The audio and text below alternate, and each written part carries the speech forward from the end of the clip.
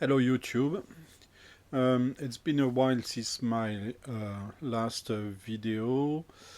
In fact, I made 3 videos in December, but I think that last year I only put, I don't know, maybe 4 videos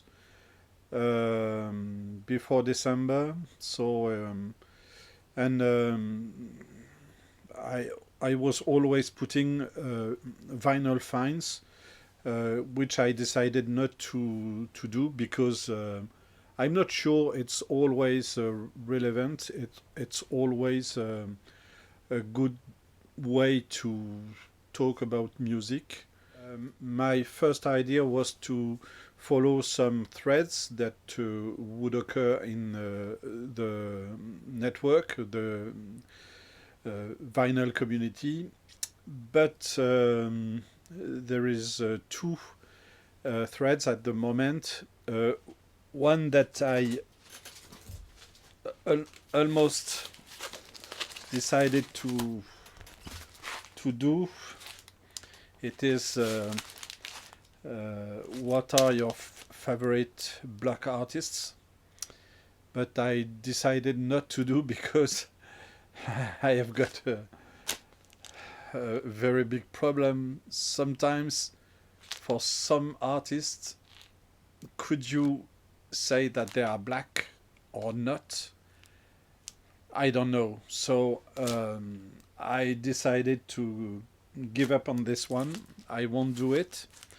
There is the other one that I'm not fond of, which is the albums that changed your life.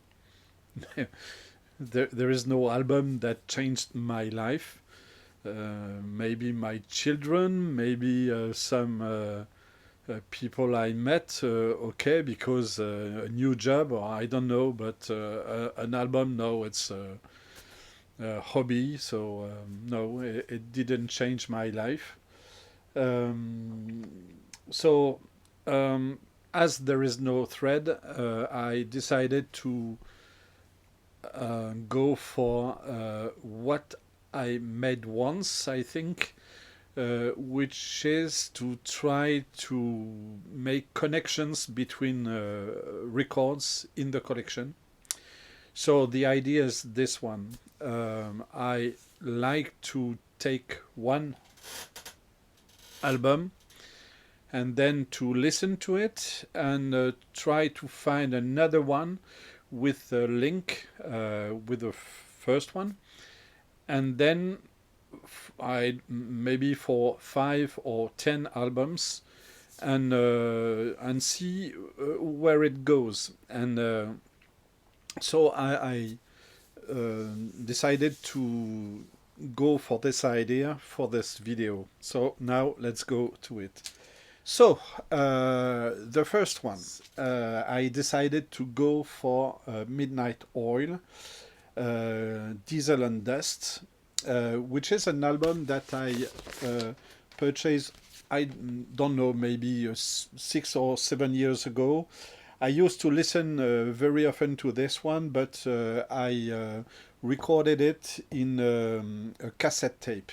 So I know it like by heart, but I didn't add the record per se. I also have uh, the CD version of it. And well, so as you know, this is an Australian band. For us in France, it's not always obvious to understand the lyrics of music or songs, and for this, we obviously knew what it was talking about because it's very it is very it's oriented on the situation of the earth, and uh, of course you had at the time some videos that you can see, and that you can understand as there is a threat on the earth. So this is very lyrically conscious. Uh, I don't know how to say that, but yeah. And here is the link. This band did influence, had a big influence on Australian artist called Courtney Barnett. Not maybe on the musical content, but more on the lyrics. And this artist made this album, which is in fact two EPs together, so it's like a compilation. It is called the double EP, A Sea of Split Peas, and it was on the market, I don't know, maybe 2013. And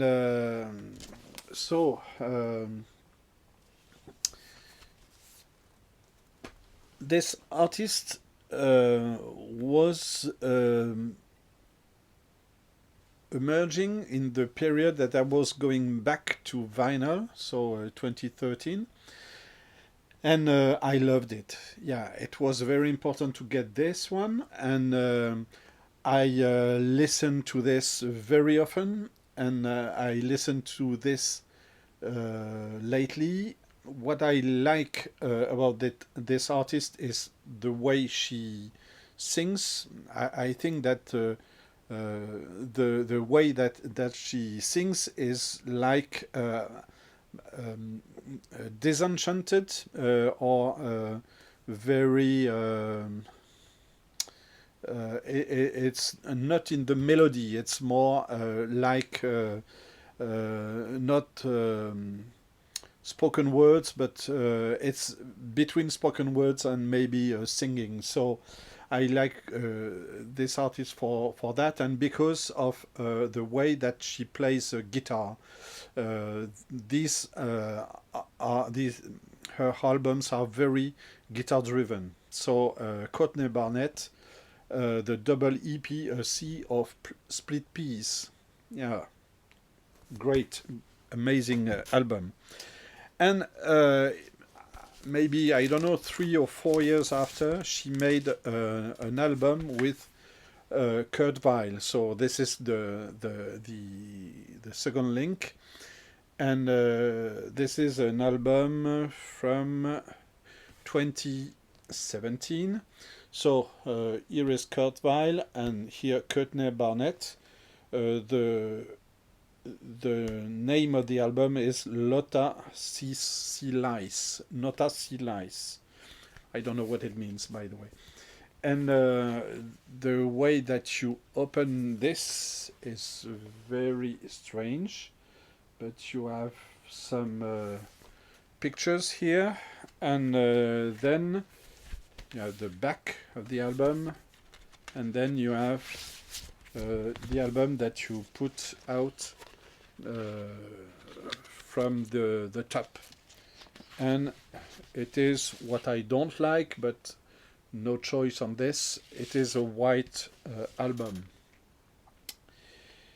And this is, we can say, the mix between the two artists. Maybe if you don't know both of them, I would not recommend this album, because it is like an album which is mixing the two styles, but you have to be a fan of both of them before going on this. Because Kurt Weill is he is a very cool composer. So it's very like I don't know, maybe it's very cool. I don't know how to say this differently, and he has a very voice very low, and she is more in the energy, and maybe in this album she is less in the energy, and maybe you have the way that he sings and the way that he composes is maybe too much. So this is, and I think that they are both composing here, and they just change. Sometimes he is singing, sometimes she is singing. But yeah, so this is a link between them, and I think that they share the same mood, but the music is not the same. And then there is the this album. So it is Kurt Weill. Um, Watch My Moves. Kurt Weill, I think, with his children. And it's a double one. Yeah, it's a double one. It's an excellent album. I've got another one from him, which is here. And yeah, I love them both. And the fact that he is a very cool composer, there is very slow, very, and it's brilliant. And he has as well a very funny way to make to create his lyrics. So yeah, it's. I think maybe we can say that Kurt Weill is this face, and his music is very similar to the face that he has, like a guy who looks at life with irony. So, and it is really here. And by the way that he produces music is very minimalist, very simple. And then what we can say is that Kurt Weill was part of a group, a band that I have maybe almost all the last records, which is War on Drugs. And War on Drugs is it has been created by this guy called Adam Grand-du-Ciel. And Adam Grand-du-Ciel is so he is, I think, more in the electronic effects, and which can give some maybe a more dramatic color to his music. And but in the way he is in the same mood as Kurt Weill, but I think it's very it's more sad, and it's maybe a little more deep as well. And this album is the War on Drugs, Lost in the Dream. It is from 2014, and well, we can say that one of the big influence of Adam Grand-du-Ciel is an American artist that we all know, and which is Bruce Springsteen. And so this is the last album I want to show. This is an album from 1980, which I purchased this very year. So I was 15, and this album is my favorite album from Bruce Springsteen, which I am not a big fan, but I love this one. I don't have so many records from him. I think I may have 5 or 6 albums from him, but this is my Springsteen album, my favorite one, and the only one I need. So I remember that I used to try to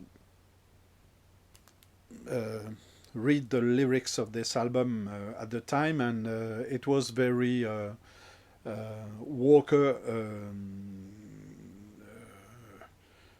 driven. He was talking about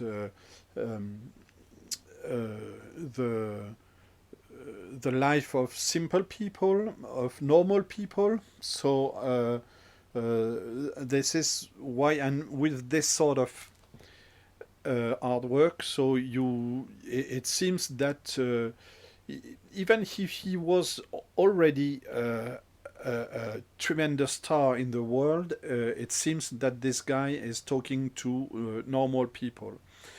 And I think this is why I loved it so much at the time and still do. Yeah. So this is a way to go through a collection. Uh, Talk to me, tell me if you like that, and I will make more of this.